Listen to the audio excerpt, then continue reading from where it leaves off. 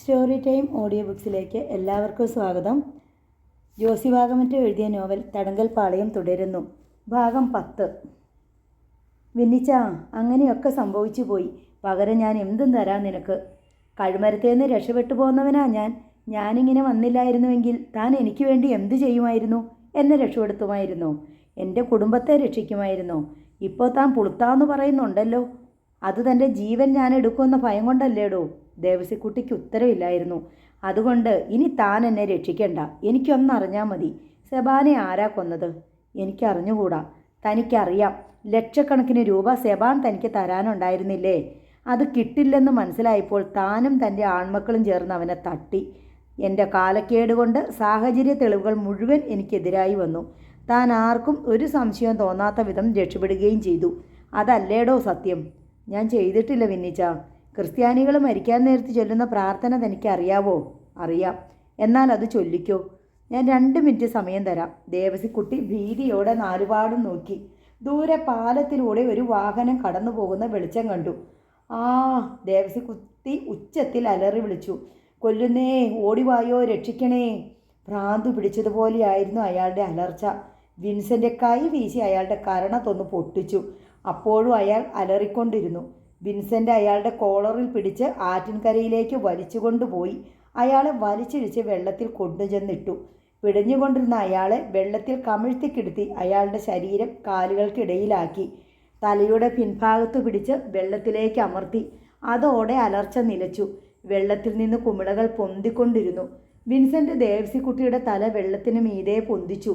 4-5 കവിൾ വെള്ളം കുടിച്ച ദേവസിക്കുട്ടി പ്രാണപരാക്രമത്തിൽ കുതറി. അയാളുടെ വലിയ കണ്ണുകൾ പുറത്തേക്ക് ചുവന്നു തുറച്ചു. എന്നെ കൊല്ലല്ലേ വിന്നിച്ച, കൊല്ലല്ലേ. എന്നാൽ പറ, സെബാനെ കൊന്നത് ആരാ? ഞാനല്ല. അയാൾ ശ്വാസം ആഞ്ഞു വലിച്ചു കിതച്ചു. സത്യമായിട്ട് ഞാനല്ല വിന്നിച്ച. പിന്നെ ആരാ? എൻ്റെ കാശ് കിട്ടുകയില്ല എന്ന് കണ്ടപ്പോൾ അവനെ പൂശിക്കളയണമെന്ന് ഞാൻ മനസ്സിൽ വിചാരിച്ചിട്ടുണ്ട്. അത് നേരാ. പക്ഷേ ഞാനവൻ്റെ ഒരു രോമത്തെ പോലും തൊട്ടിട്ടില്ല. വിൻസെൻ്റ് വീണ്ടും അയാളുടെ തല പിടിച്ച് വെള്ളത്തിൽ മുക്കി. കാലുകൾക്കിടയിൽ ആ ശരീരം പിടയും തോറും വിൻസെൻ്റ് പിടിമുറുക്കി. അടിയിൽ നിന്ന് പൊങ്ങി വരുന്ന കുമിളകളുടെ ശക്തി കുറഞ്ഞപ്പോൾ വിൻസെൻ്റ് ദേവസിക്കുട്ടിയുടെ തല വെള്ളത്തിന് മീതെ ഉയർത്തി. ദേവസിക്കുട്ടി കുറച്ച് വെള്ളം ഛർദ്ദിച്ചു. ശ്വാസം ഏങ്ങി വലിച്ചുകൊണ്ട് അയാൾ എന്തൊക്കെയോ പുലമ്പി. പക്ഷെ ഒന്നും വ്യക്തമായില്ല. വിൻസെൻ്റ് അയാൾക്ക് വേണ്ടത്ര പ്രാണവായു വലിച്ചെടുക്കാനുള്ള സമയം കൊടുത്തു. അയാളുടെ മുടിയിൽ കുത്തിപ്പിടിച്ച് ശിരസ് വെട്ടിച്ച് തനിക്ക് അഭിമുഖമാക്കിക്കൊണ്ട് ചോദിച്ചു, ഇനി പറ, ആരാ അവനെ കൊന്നത്? ഞാൻ ഒരു തവണ കൂടി വെള്ളത്തിൽ മുക്കിയാൽ പിന്നെ പൊങ്ങുന്നത് ശവമായിരിക്കും. ഞാനല്ല. നീ വേണമെങ്കിൽ എന്നെ കൊന്നു. എന്നാലും എനിക്കിതേ പറയാനുള്ളൂ. വിൻസെൻറ്റിന് കഠിനമായ നിരാശ തോന്നി. ഇനി ഇയാളിൽ നിന്ന് ഒന്നും വീണുകെട്ടാനില്ല. ദേവസിക്കുട്ടിക്ക് സെബാൻ്റെ കൊലപാതകത്തിൽ മനസ്സറിവില്ലെന്ന് വിൻസെൻറ്റിന് ഉറപ്പായി. തനക്ക് ആരെയെങ്കിലും സംശയമുണ്ടോടോ? അവനായിരിക്കും മൈക്കിള്, ചത്തുപോയ റോസ്മേരിയുടെ. വിൻസെൻ്റ് ദേവസിക്കുട്ടിയുടെ മുടിക്കുത്തിലെ പിടിവിട്ടു. ആ ശരീരം വെള്ളത്തിലേക്ക് തള്ളി. മുട്ടൊപ്പം വെള്ളത്തിൽ ദേവസിക്കുട്ടി ജീവൻ തിരിച്ചു കിട്ടിയ വെപ്രാളത്തോടെ എഴുന്നേറ്റ് നിന്നു. വിൻസെൻ്റ് വെള്ളത്തിൽ നിന്ന് കരയ്ക്ക് കയറി. ചെന്ന് ജീപ്പിൽ കയറി ഇരിക്കടോ, വിൻസെൻ്റ് ആജ്ഞാപിച്ചു. ദേവസിക്കുട്ടി അനുസരിച്ചു. ആറ്റിറമ്പത്ത് കിടന്ന ജീപ്പിൽ കയറിയിരുന്നതും ദേവസിക്കുട്ടി കരയാൻ തുടങ്ങി. എന്താടോ മൂങ്ങുന്നേ? തൻ്റെ ആരെങ്കിലും ചത്തുപോയോ? ഡ്രൈവിംഗ് സീറ്റിൽ കയറിയിരുന്നിട്ട് വിൻസെൻ്റ് ചോദിച്ചു. ഇതിൽ ഭേദം എന്നെ അങ്ങ് കൊന്നേക്കുന്നതായിരുന്നു വിന്നിച്ച. ജീവിച്ചിരിപ്പുണ്ടോ ചത്തോ എന്ന് പോലും എനിക്കറിയാൻ മേല. ആ അരമണിക്കൂറിനുള്ളിൽ ദേവസിക്കുട്ടി പാതി ചത്തു കഴിഞ്ഞിരുന്നു. ഒരു നിരപരാധിയെ കൊലമരത്തിലേക്ക് തള്ളിവിടാൻ കൂട്ടുനിന്നവനല്ലേ താൻ. തനിക്കിത് പോരാ. താൻ ഇപ്പോൾ അനുഭവിക്കുന്ന ടെൻഷനുണ്ടല്ലോ, അതിൻ്റെ 10 ഇരട്ടി കഴിഞ്ഞ 3 കൊല്ലമായിട്ട് അനുഭവിക്കുന്നവനാ ഞാൻ. വധശിക്ഷയ്ക്ക് വിധിക്കപ്പെട്ട് കഴിഞ്ഞ ശേഷം അതിൻ്റെ 100 ഇരട്ടി. വിൻസെൻ്റ് ജീപ്പ് സ്റ്റാർട്ട് ചെയ്തു. എന്നെ കണ്ട വിവരം താൻ പോലീസിനോടെങ്ങാനും പറഞ്ഞാൽ പിന്നെ തനിക്ക് ഇതുപോലൊരു തിരിച്ചുപോക്കുണ്ടാവില്ല. ജീപ്പ് മുന്നോട്ട് നീങ്ങി. ഇരുട്ടിൽ ഏതെല്ലാം വഴികളിലൂടെ ജീപ്പ് ഓടിയെന്ന് ദേവസിക്കുട്ടിക്ക് ഒരു നിശ്ചയവും ഉണ്ടായില്ല. ഏതോ അപരിചിതമായ സ്ഥലത്ത് വിൻസെൻ്റ് ജീപ്പ് നിർത്തി. അവൻ റോഡിലിറങ്ങി. തിരിച്ചു പോയിക്കോ. ദേവസിക്കുട്ടി ഡ്രൈവിംഗ് സീറ്റിലേക്ക് നീങ്ങിയിരുന്നു. വണ്ടി റിവേഴ്സ് എടുത്ത് തിരിച്ചു. പിന്നെ മരണക്കണിയിൽ നിന്ന് രക്ഷപ്പെടാനുള്ള വെമ്പലോടെ കുതിച്ചു പാഞ്ഞകന്നു. ദേവസിക്കുട്ടിക്ക് ശരിയായ വഴി കണ്ടുപിടിച്ച് വീട്ടിലെത്താൻ 1 മണിക്കൂർ വേണ്ടിവന്നു. അവിടെ എല്ലാവരും പരിഭ്രാന്തരായി കാത്തിരിക്കുകയായിരുന്നു. ജീപ്പ് ചെല്ലുന്നത് കണ്ടപ്പോൾ അവർക്ക് ആശ്വാസമായി. പപ്പ ഇതെവിടെ പോയി കിടക്കുമായിരുന്നു? ഞങ്ങൾ അന്വേഷിക്കാത്ത സ്ഥലമില്ല. ക്ലബിൽ വിളിച്ചു, അറിയാവുന്ന മെമ്പേഴ്സിനെ എല്ലാം വിളിച്ചു. അവരെല്ലാം പറയുന്നത് പപ്പ ക്ലബിൽ നിന്ന് പോയിട്ട് മണിക്കൂർ 3 ആയെന്നാ. ഇതെവിടെ പോയി കിടക്കുമായിരുന്നു ഇത്രയും നേരം? പോർച്ചിൽ നിർത്തിയ ജീപ്പിന് നേർക്ക് ജെയിംസ് ദേഷ്യപ്പെട്ട് ചോദിച്ചു. ദേവസക്കുട്ടി ജീപ്പിൽ നിന്ന് ഇറങ്ങി വന്നു. അയാൾ ആകെ നനഞ്ഞിരിക്കുന്നത് കണ്ട് ജെയിംസും വാവച്ചനും അന്തം വിട്ടുപോയി. പപ്പ എങ്ങനെയാണ് നനഞ്ഞത്? മഴയത്തിറങ്ങി നടന്നോ? വാവച്ചൻ ചോദിച്ചു. അതിനെവിടെ മഴ? ക്ലബിൽ നിന്ന് ഇറങ്ങിയാൽ 15 മിനിറ്റ് കൊണ്ട് വീട്ടിൽ വരണ്ടേ? പപ്പ ഇടയ്ക്ക് എവിടെ പോയി? ജെയിംസിന് കാലുഷ്യം അടങ്ങിയില്ല. വാ പറയാം, ദേവസിക്കുട്ടി പരവശനായി പറഞ്ഞു. എന്നിട്ട് വീട്ടിനുള്ളിലേക്ക് കയറി. വീട്ടിലുള്ളവരെല്ലാം അയാളുടെ ചുറ്റും കൂടി. ദേവസിക്കുട്ടി നടന്ന സംഭവങ്ങൾ മുഴുവൻ വിവരിച്ചു. എല്ലാവരും ഞെട്ടിത്തരിച്ചിരുന്നു പോയി. കഷ്ടിച്ച മക്കളെ രക്ഷപ്പെട്ടത്. അവൻ കൊന്നേനെ. ജെയിംസ് എഴുന്നേറ്റ് ടെലിഫോണിനടുത്തേക്ക് നടന്നു. നീ എന്നാ ചെയ്യാൻ പോവുക? ഇത് പോലീസിൽ അറിയിക്കണ്ടേ? പോലീസ് അവനെ പൊക്കിക്കോളും. നമ്മളൊരു സൂചന കൊടുത്താൽ മതി. വേണ്ടടാ, പോലീസിൽ അറിയിച്ചാൽ അടുത്ത തവണ എന്നെ തട്ടുമെന്ന് അവൻ്റെ ഭീഷണി. അവനത് ചെയ്യും, ഉറപ്പാ. അവന് മേലുകീഴ് നോക്കാനില്ല, നഷ്ടപ്പെടാൻ ഒന്നുമില്ല. മരണശിക്ഷയ്ക്ക് വാറണ്ട് കൈപ്പറ്റിയവനാ. ഇനി എത്ര പേരെ കൊന്നാലും അവൻ അതിൽ കൂടുതലൊന്നും സംഭവിക്കാനില്ല. പിന്നെ നമ്മൾ എന്തു ചെയ്യണം? അവനെ വെറുതെ വിടണോ?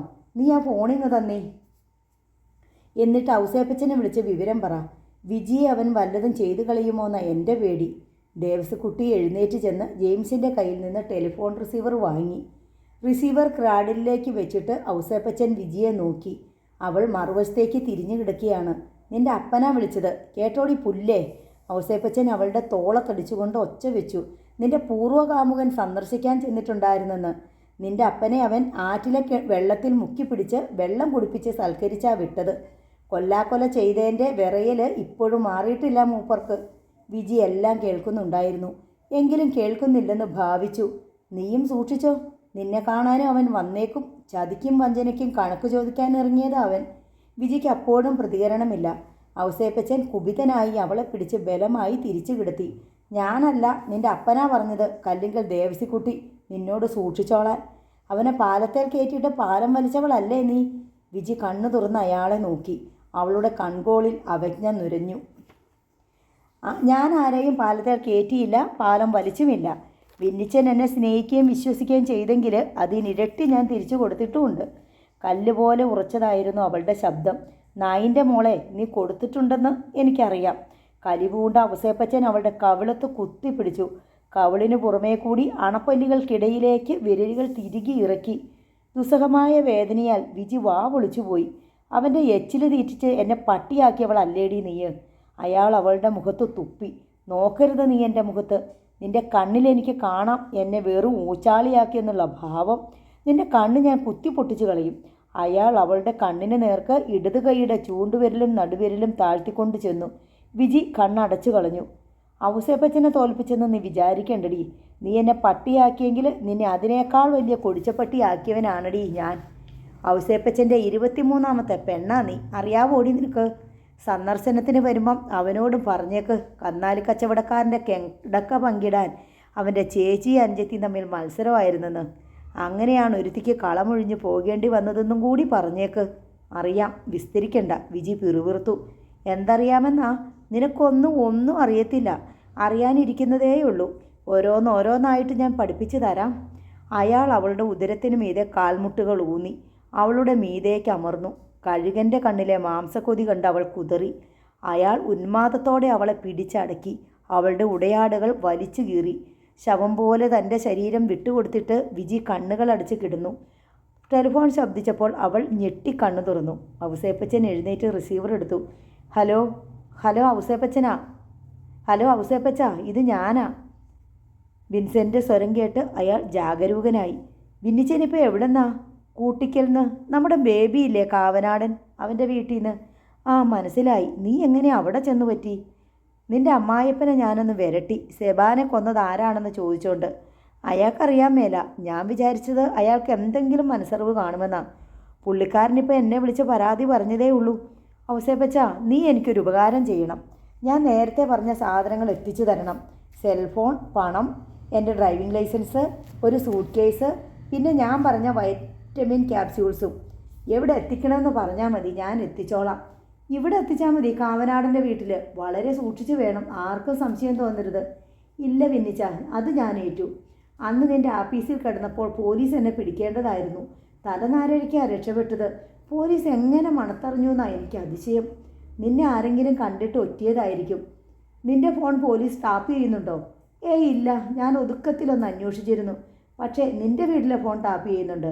അതുകൊണ്ട് വീട്ടിലോട്ട് വിളിക്കുന്നത് സൂക്ഷിച്ച് വേണം. അതുകൊണ്ടാണ് ഞാൻ നിന്നോടൊരു സെൽഫോൺ കൊണ്ടുതരാൻ പറഞ്ഞത്. ഞാൻ കൊണ്ടുവരാം. നീ എപ്പോൾ വരും? എപ്പോൾ വരണം? നാളെ രാത്രി 12 മണിക്ക്. സ്ഥലം അറിയാമല്ലോ, കാവനാട്ട് ബേബിയുടെ വീട്. എനിക്കറിയാം. നീ ഇപ്പോൾ അവിടെയുണ്ടോ? പെട്ടെന്ന് ലൈൻ കട്ടായി. ഔസേപ്പച്ചൻ ലൈറ്റ് ഇട്ടു. ബലാത്കാരത്തിനിടയിൽ കൊല്ലപ്പെട്ട സ്ത്രീയുടേതുപോലെ കിടന്ന വിജിയുടെ ശരീരത്തിലേക്ക് അയാൾ വെറുപ്പോടെ നോക്കി. എന്നിട്ട് ടെലിഫോൺ നമ്പറുള്ള പുതിയ ഡയറി എടുത്ത് കാവനാട്ട് ബേബിയുടെ നമ്പർ നോക്കി. അതിലില്ല. ഡിജിറ്റൽ ഡയറിയിൽ നോക്കി. നമ്പർ കിട്ടിയ ഉടനെ കാവനാട്ട് ബേബിയെ വിളിച്ചു നോക്കി. Engage tone. അവൻ സ്ഥലത്തുണ്ടെന്ന് തീർച്ച. ഔസേപ്പച്ചൻ ഫോൺ വെച്ചിട്ട് പോലീസ് സ്റ്റേഷനിലേക്ക് വിളിച്ചു. Sub inspector ക്വാർട്ടേഴ്സിലായിരുന്നു. 10 മിനിറ്റിനുള്ളിൽ അയാൾ ലൈനിൽ വന്നു. ഔസേപ്പച്ചൻ അയാളെ വിവരങ്ങൾ ധരിപ്പിച്ചു.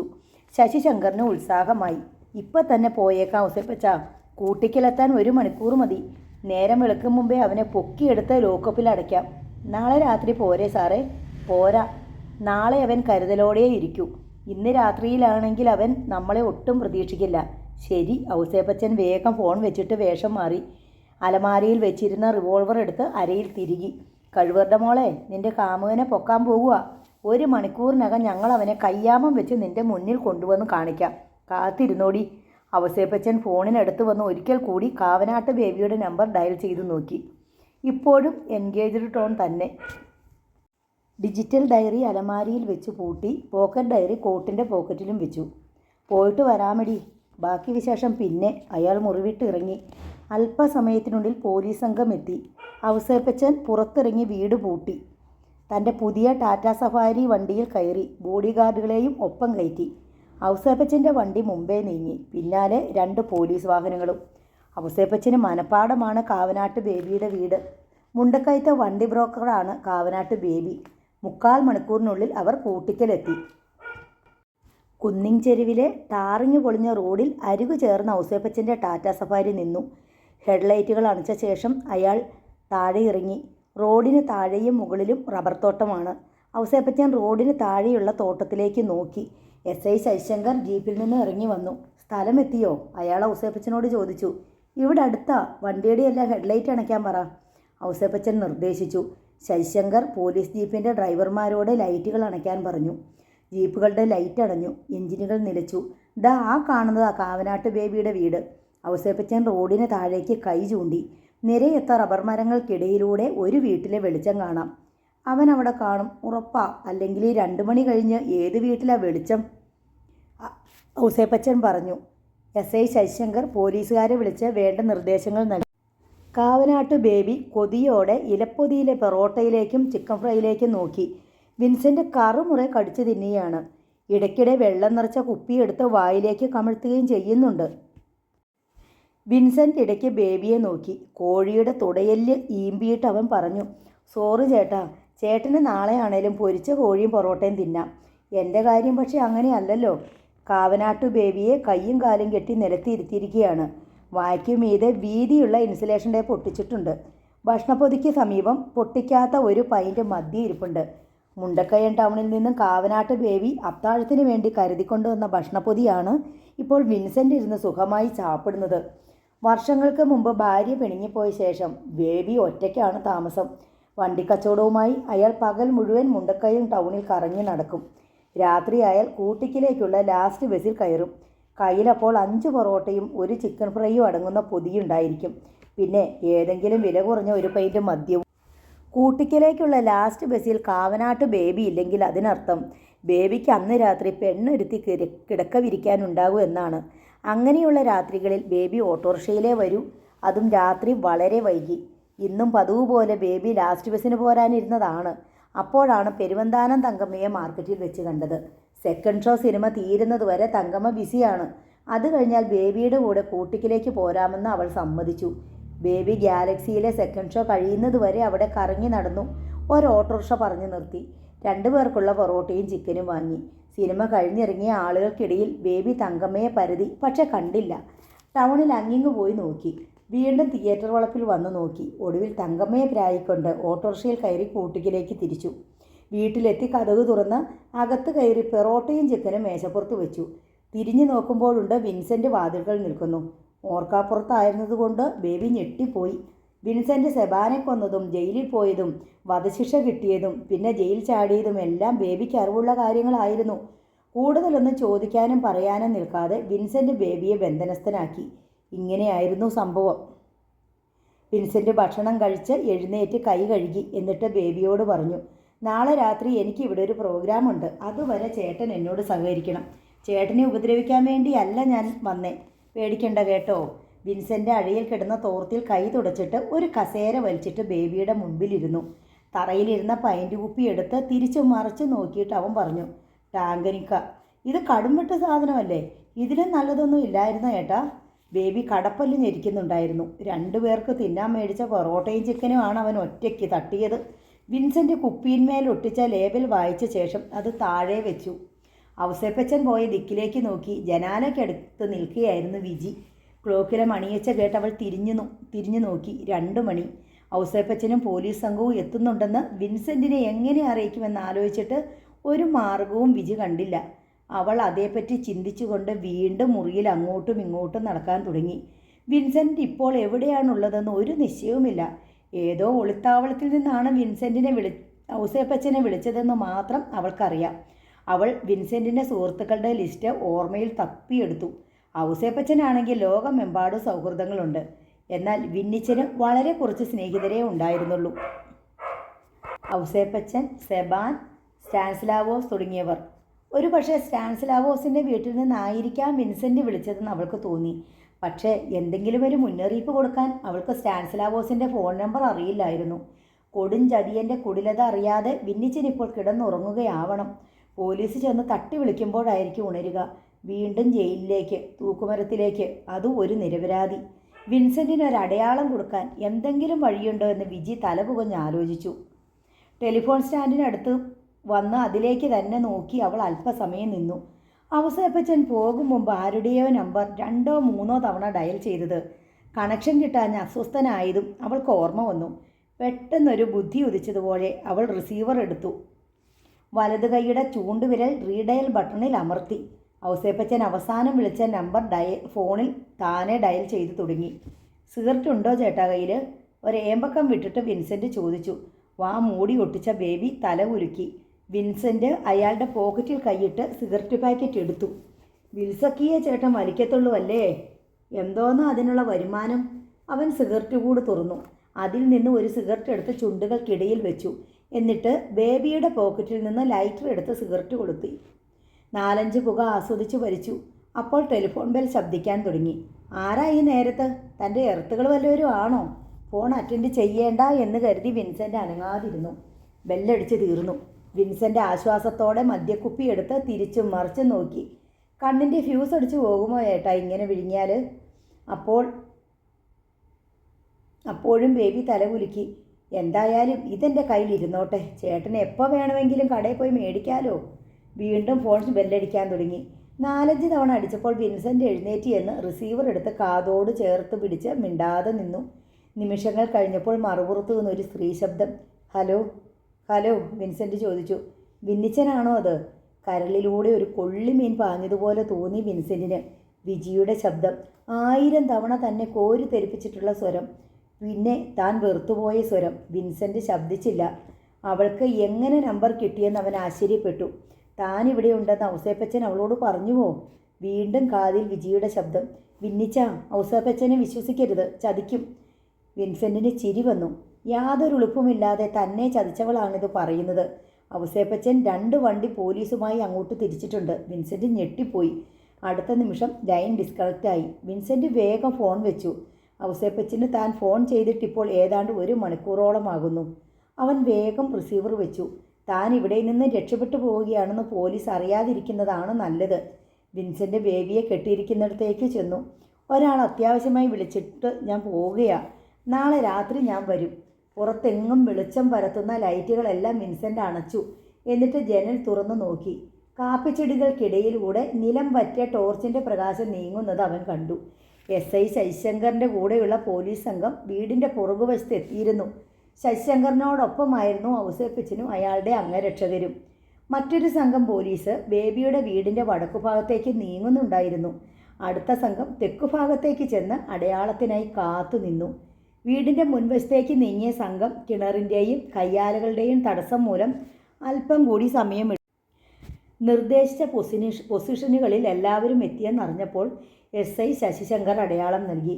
വീടിന് പുറത്തുള്ള എല്ലാ വാതിലുകളിലേക്കും പോലീസുകാർ ഇരച്ചെത്തി. അടഞ്ഞുകിടന്ന മുൻവാതിലിൽ SI ശശിശങ്കർ ആഞ്ഞിടിച്ചു.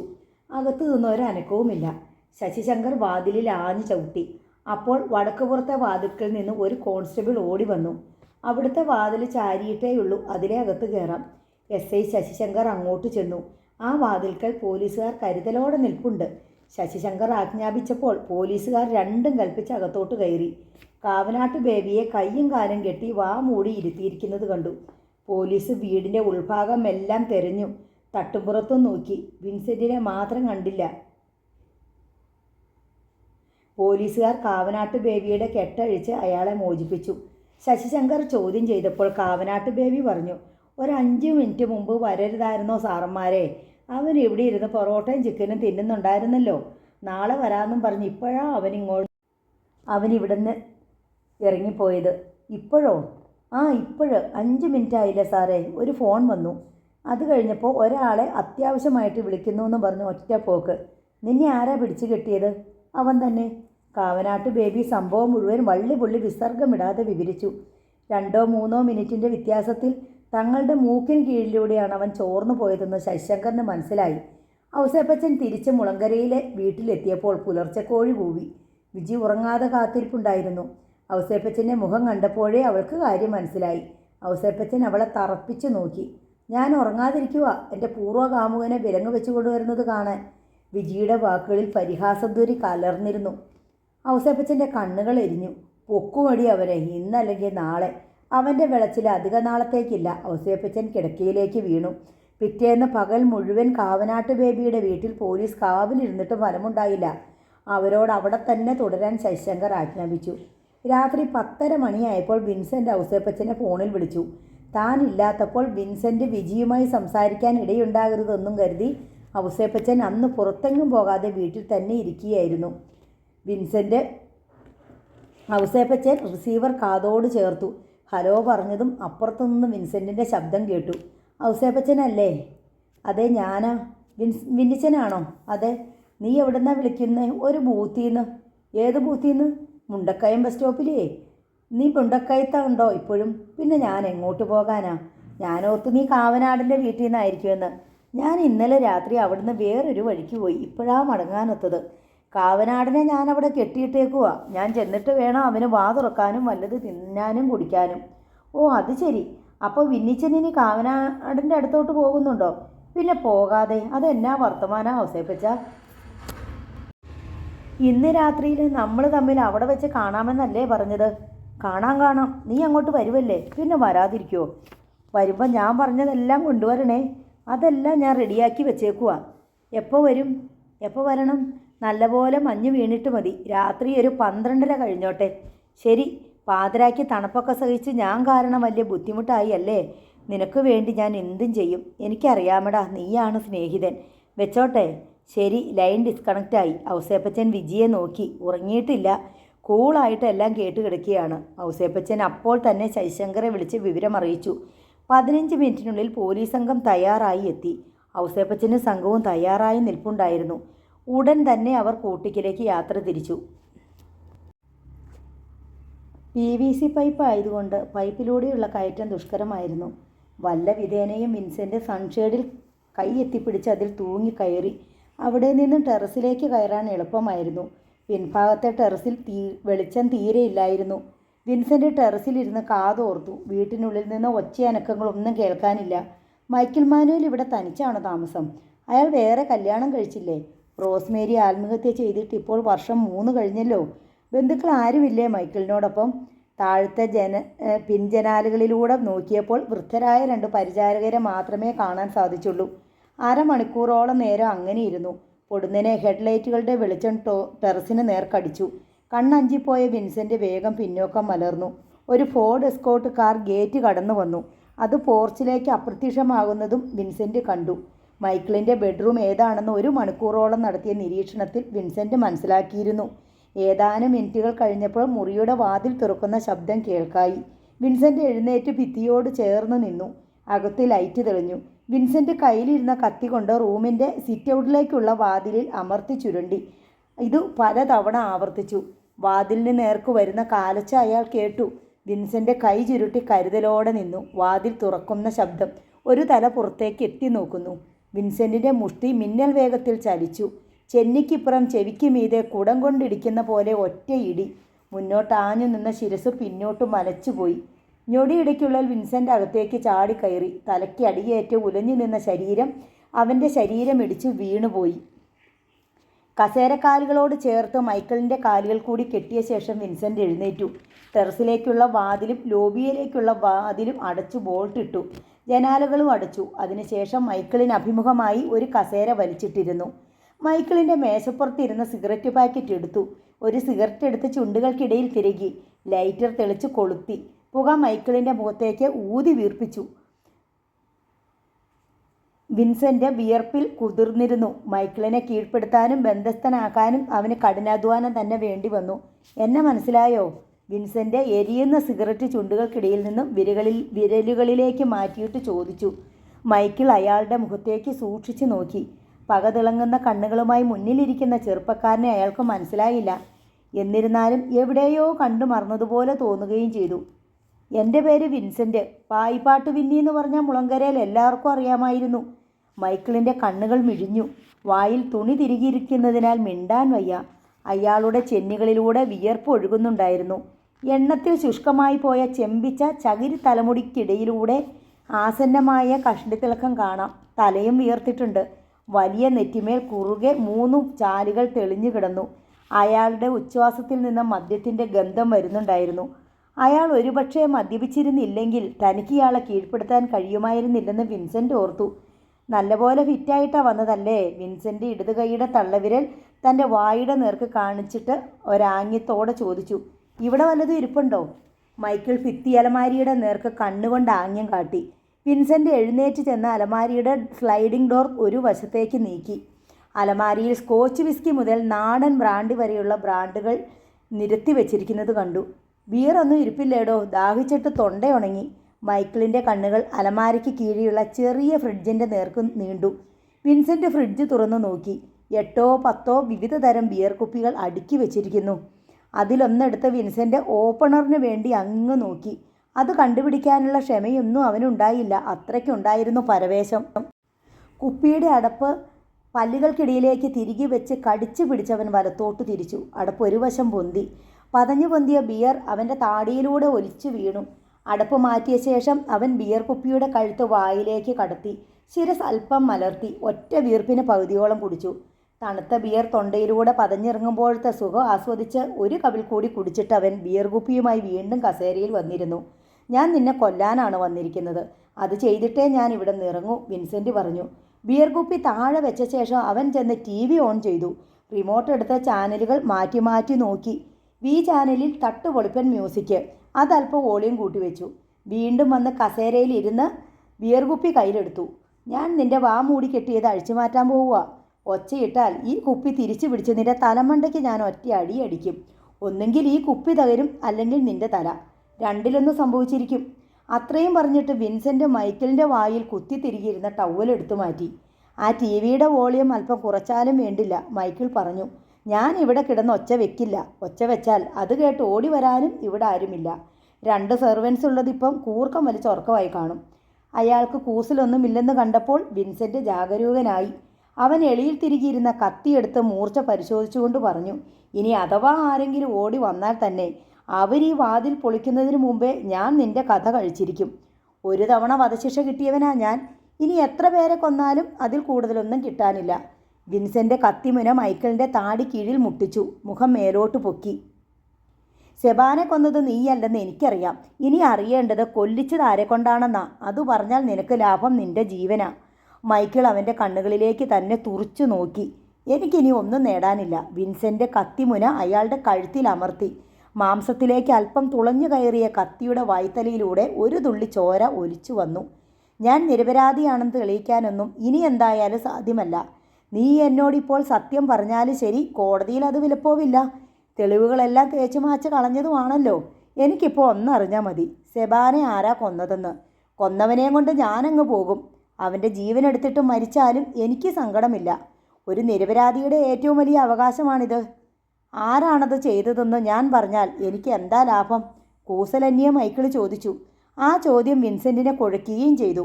ഞാനാണ് സെബാനെ കൊല്ലിച്ചതെങ്കിൽ നീ എന്നെ വെറുതെ വിടുവോ? എൻ്റെ മനസാക്ഷിയുടെ കോടതിയിൽ ഞാൻ നിന്നെ ഒരു മാപ്പസാക്ഷിയാക്കും. പക്ഷേ സെബാനെ കൊന്നവനെ ഞാൻ വെറുതെ വിടില്ല. നീ എന്നെ കൊല്ലുകയില്ലെന്ന് വാക്ക് തരുമോ? വാക്ക് പറ.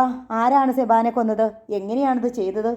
കൊന്നതു പെട്രോൾ ഒഴിച്ച് കത്തിച്ചായിരുന്നെന്ന് നിനക്കറിയാമല്ലോ വിൻസെൻ്റേ. തീർച്ചയില്ല. കൊന്നിട്ട് പെട്രോൾ ഒഴിച്ച് കത്തിച്ചതുമാകാമല്ലോ. എന്തായാലും അത് ചെയ്തത് നീയല്ലെന്ന് നിനക്ക് ഉറപ്പാണല്ലോ, ഇല്ലേ? വിൻസെൻ്റ് കത്തിമുന അയാളുടെ കവിളത്തുകൂടി വരഞ്ഞു. കണ്ണിന് താഴെ കുത്തി നിർത്തി. ഒരു ചുവന്ന വര തെല്ലു വളഞ്ഞ് അയാളുടെ കവിളത്ത് തെളിഞ്ഞു. ആ ചുവപ്പിന് കനം കൂടി വന്നു. ആദ്യം നിന്റെ വലത്തേ കണ്ണ് ഞാൻ ചൂഴ്ന്നെടുക്കും, പിന്നെ ഇടത്തേ കണ്ണ്. ഒറ്റയടിക്ക് നിന്നെ കൊല്ലില്ല ഞാൻ. ഓരോ അവയവങ്ങളും ഛേദിച്ച് തൊലി ഉരിഞ്ഞ് ഇഞ്ചിഞ്ചായിട്ട്. കണ്ണിൽ കത്തിമുന കൊള്ളാതെ കണ്ണ് മുറുക്കി അടച്ചുകൊണ്ട് മൈക്കിൾ പറഞ്ഞു. ഒരു കാര്യം ഞാൻ ആദ്യമേ പറഞ്ഞേക്കാം. ഞാനല്ല സെബാനെ കൊന്നത്. അത് ചെയ്യാൻ ഞാൻ ആരെ ഏൽപ്പിച്ചിട്ടുമില്ല. വെറുതെ നീ എൻ്റെ കണ്ണ് കുത്തി തുറന്ന് കളയരുത്. കണ്ണല്ല, എൻ്റെ ചങ്കു തുറന്നാലും ഞാൻ സമ്മതിച്ചു തരില്ല സെബാൻ്റെ മരണത്തിൽ എനിക്ക് പങ്കുണ്ടെന്ന്. നിന്നെപ്പോലെ തന്നെ അക്കാര്യത്തിൽ ഞാനും നിരപരാധിയാണ്. കൊല്ലിച്ചതല്ലേ നീ? വിൻസെൻ്റ് കത്തിമുന വലത്തേ കവിളിലൂടെ വരഞ്ഞ് തൊണ്ടക്കുഴിയിൽ കൊണ്ടുവന്നമർത്തി. അല്ല, ശ്വാസം അടക്കി പിടിച്ച് മൈക്കിൾ പറഞ്ഞു. ശ്വാസം വലിച്ചാൽ കത്തി തൊണ്ടക്കുഴി തുളച്ച് കഴുത്തിൽ കയറി പോകുമെന്ന് അയാൾ ഭയന്നു. നിന്റെ ഭാര്യയുടെ കാമുകനായിരുന്നു സെബാൻ. നീ ഗൾഫിൽ കിടന്ന് കഷ്ടപ്പെട്ടുണ്ടാക്കിയ പണം മിക്കവാറും നിന്റെ ഭാര്യ അവന് ദൂർത്തടിക്കാൻ കൊടുത്തു. ശരിയാണ്, ശരിയാണ്. നോവൽ നാളെ തുടരും.